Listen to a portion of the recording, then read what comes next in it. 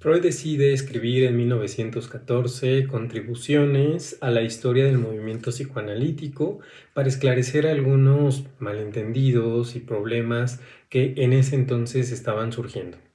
Recordemos que Adler, Jung y algunos otros colegas como Charcot, Breuer se sumaban a este movimiento, fueron bastante relevantes, influyentes en la propuesta de Freud. Sin embargo, Freud era un curioso por las enfermedades nerviosas que realmente observaba y tenía más delicadeza para ver como por dónde podía dirigir al paciente más allá de la medicina ortodoxa. Entonces, decide esclarecer porque, sobre todo las propuestas que él nos hace, él también nos dice que no es psicoanálisis, que son intelectualizaciones y también que son representaciones histéricas y que se le debe de definir a ese conocimiento de otra manera, pero no psicoanálisis.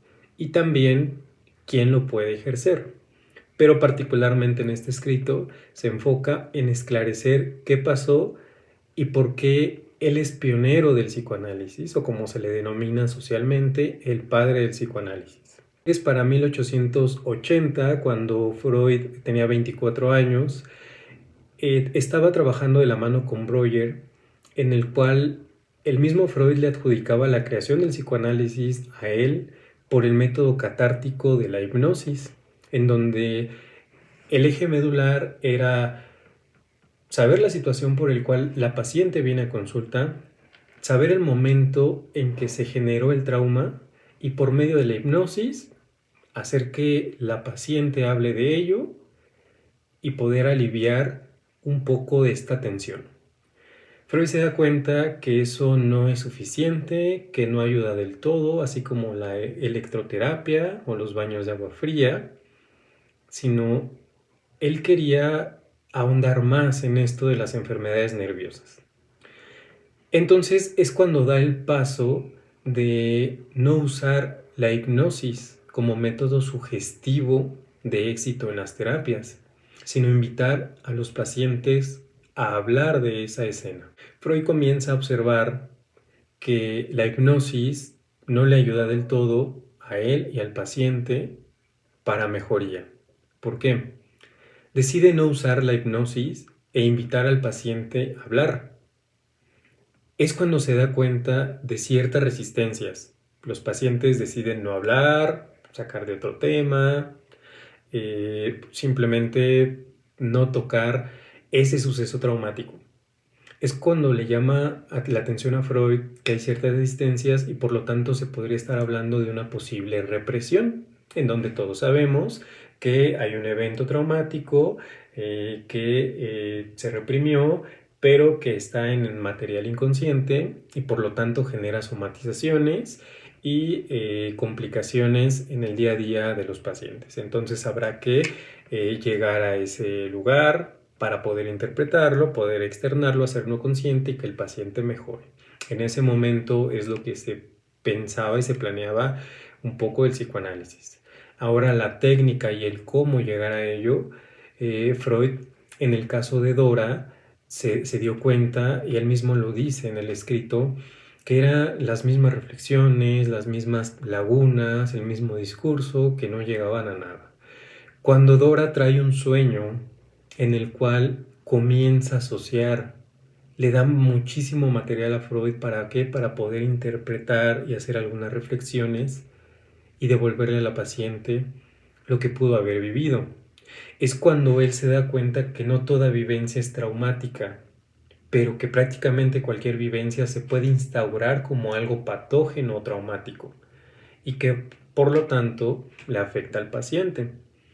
Entonces, en primer lugar, revivir como esas escenas del pasado para Freud no era suficiente.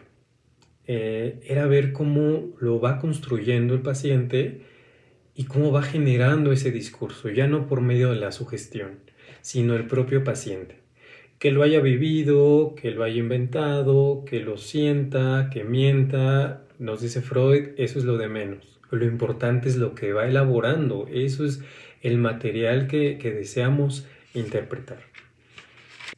Entonces, poco a poco Freud va viendo algunas diferencias con el pensamiento de sus compañeros porque menciona que para Breuer las pacientes histéricas eran cuando se daba un salto a otro los estados de conciencia. Estos brotes, estos arrebatos emocionales, esta furia, esta inestabilidad emocional, este enojo, eran diferentes estados de conciencia y los entendía de ahí.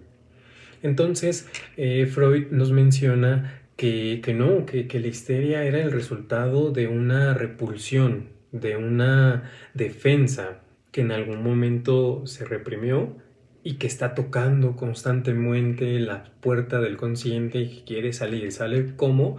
Pues por medio de somatizaciones o de síntomas. En ese entonces también Charcot le compartió un caso de un hombre que viene a buscarlo y decirle que atienda a su esposa porque le dan ataques de ansiedad de la nada. Entonces Charcot menciona, bueno, es que ¿cómo no le va a dar ansiedad si tras 18 años de casada es virgen? Porque su pareja, este hombre, es absolutamente impotente, lo menciona en el escrito, ¿no? Entonces, esta segunda reflexión que hace Freud, que le parecía atroz descargar en otros la responsabilidad que le compete al paciente, fue un punto principal para darle más peso a cada consulta, al caso por caso y a las sesiones de psicoanálisis. Tiempo después, sigue estudiando estos conceptos de la sexualidad infantil, cómo se vivieron, cómo se instauraron, que erotiza a la persona, que no, que le genera repudio, el sistema de valores, que generan estas angustias y bueno, algo que la hipnosis para Freud no le resultaba vasto, entonces él se da cuenta por medio de la asociación libre que puede generar más contenido y puede dar un punto de referencia a cada persona. El mismo Freud nos menciona que hubo una etapa en donde prácticamente se sentía un poco en crisis entre tantos problemas, tantas críticas, el ejercer la técnica, la clínica, el seguir estudiando, el seguir dando terapias, que se aislaba demasiado. Entonces, lo que vino a él darle otra vez esta vitalidad, pues fueron el concepto de los sueños, porque él veía cierta asociación en los pacientes por medio de los sueños que llevaban a las consultas, que había mucho material y que se podía acceder más a lo que él denominaba lo inconsciente. Entonces, poco a poco Freud fue generando mayor impacto y nos comenta que un grupo de jóvenes médicos se acercaban porque querían aprender, ejercer y difundir el psicoanálisis, por lo que empiezan algunas reuniones en las tardes en casa de Freud, en el cual hay ciertas reglas, hay cierto horario y hay una orientación de este psicoanálisis o de este conocimiento. Eh, Como es de esperar, cuando empiezan a crecer los grupos, pues también hay malos entendidos, también hay conflictos y lo que Freud señala es que había médicos que se independizaban de una manera pues bastante temprana y no tenían como estos recursos adecuados para ejercer el psicoanálisis. Para este entonces ya no solo eran médicos, sino eran artistas, eran escritores y lo que él denominaba los que se dedicaban a las ciencias del espíritu. Y bueno, para 1907 realmente había generado un gran impacto ya en diferentes partes del mundo porque nos dice en el tomo 14, en la página 29, nos dice de esta manera. El psicoanálisis de Freud es defendido y practicado en la actualidad no solo en Austria y Suiza, sino en Estados Unidos, en Inglaterra, en la India, en Canadá y no lo dudo, en Australia. También menciona que incluso en Buenos Aires, Argentina, en 1910 ya había ciertas conferencias de un médico alemán que se encontraba en Latinoamérica. Entonces fue creciendo más este movimiento de psicoanalistas.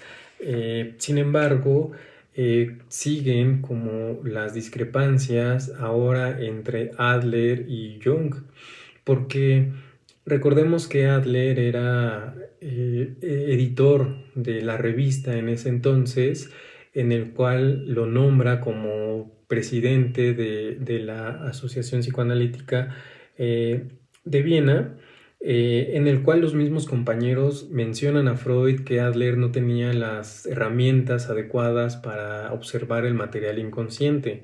Entonces demandaron y exigieron a Freud que regresara de nuevo como presidente.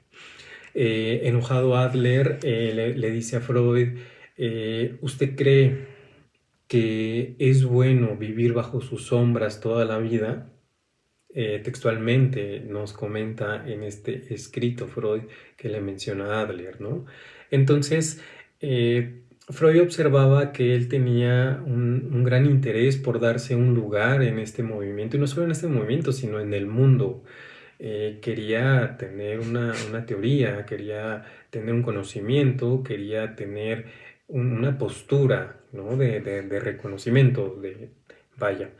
Entonces, Freud, pues realmente platica con él y dice, esto que estás haciendo, pues es otra cosa, pero no es psicoanálisis. ¿Por qué no es psicoanálisis? Porque tu propuesta se centra en la voluntad del sujeto, ¿no? En la voluntad del individuo, de poder, de que realmente su doctrina era como esta voluntad de mejorar del paciente, ¿no? Entonces, pues Freud nos menciona, es totalmente contrario, porque estamos hablando de una conciencia y de una voluntad. Y del lado del psicoanálisis estamos hablando de lo inconsciente y de que el hombre no es el dueño de su propia casa, que realmente no controla sus emociones, sus pulsiones, sus decisiones, que hay cosas que realmente ama, pero que no puede hacerlo, que hay algo que lo frena. Entonces decide separarse. Freud dice, tomó una gran decisión, que fue separarse y hacer su propia teoría, ¿no? Que en este caso la denominó psicología individual.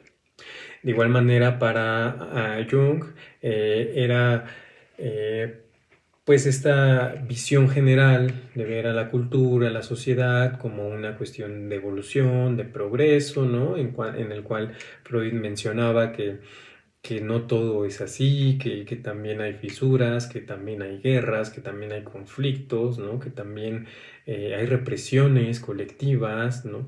Entonces, tampoco estaba del todo de acuerdo ya con la posición de Jung. Decide también independizarse y llamarle psicología analítica a su teoría. Aunque realmente Freud pone el ejemplo muy claro de es como un cuchillo que se le retira el mango y se le pone uno nuevo y se considera como algo original y de novedad, lo cual no es cierto, realmente traía las bases de Freud. Esto es bien importante porque parte del decreto de la Asociación Psicoanalítica Internacional en ese entonces nos menciona lo siguiente, en la página 43. Como fin de la asociación se estableció lo siguiente: cultivar y promover la ciencia psicoanalítica fundada por Freud en su condición de psicología pura y en su aplicación a la medicina y a las ciencias del espíritu. Alentar el apoyo recíproco entre sus miembros de todos los esfuerzos por adquirir y difundir conocimientos psicoanalíticos. Es cuando comienza todo este movimiento y toda esta propuesta que nos hace Freud para apoyar a las enfermedades nerviosas, que justo contraría con Jung y Adler, que para Freud es una visión sistemática, ¿no? Una visión un poco más amplia y completa y compleja, porque quieren cubrir todo lo del ser humano.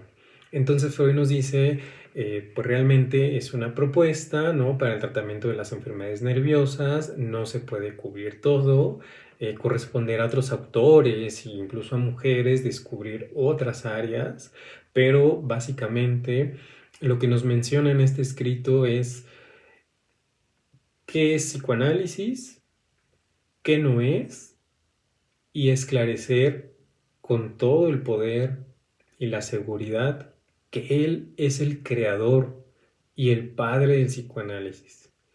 Tiene sus méritos con los demás médicos, hay que leer las obras, tiene sus nombramientos por medio de cartas, por medio de revistas, de congresos, pero realmente la gran mayoría, si no es que todos, reconocen que Freud es el padre del psicoanálisis.